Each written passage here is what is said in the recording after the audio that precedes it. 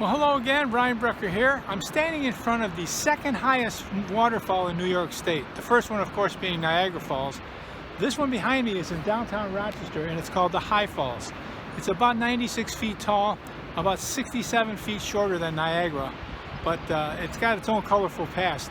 This is part of the Genesee River, and the Genesee River basically formed the city by creating all kinds of grist mills all along the river for water-powered milling of flour. And it developed the city's name, the Flour City, F-L-O-U-R, for many years because all the area farmers would bring their flour and grain to be milled here. The High Falls has an interesting story behind it. There's a daredevil by the name of Sam Patch, and he was in his 20s, and he went around the country. He became famous for jumping off of waterfalls and surviving. And he would collect money to do that because back then in 1829, of course, they didn't have cable.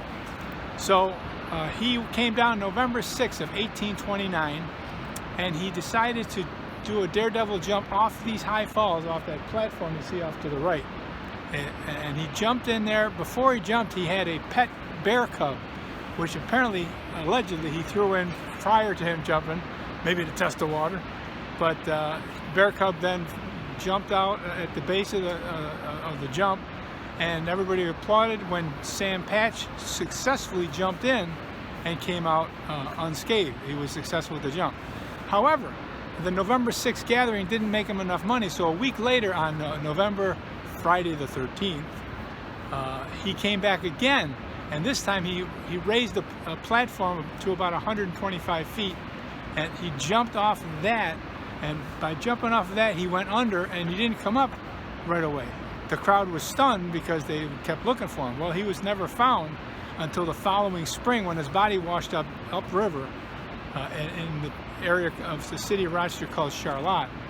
And that's where they found his body, and they buried him down there. So, colorful past. What I always loved about rivers in general, and of course the Genesee River is no exception, is the metaphor that the river is a flow of life. And it flows in one direction constantly until it gets to its final destination. In order for me to get to where I want to go, I have to decide where I want to go. In this case, it would be Lake Ontario that it empties into. But I also have to have a goal. So the metaphor would be, where do I want to go? Then I would get on that river that took me with the flow of life to that destination without any kind of having to swim upstream.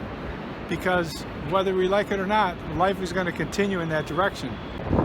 You can swim upstream, you can swim against the current, but it's going to be a lot easier if you go with the flow and end up in the destination you want to go to. So I give that to you today. Find the flow of life. Take it where you want to go, and if it's not in the direction you want to go, change rivers. Thanks so much.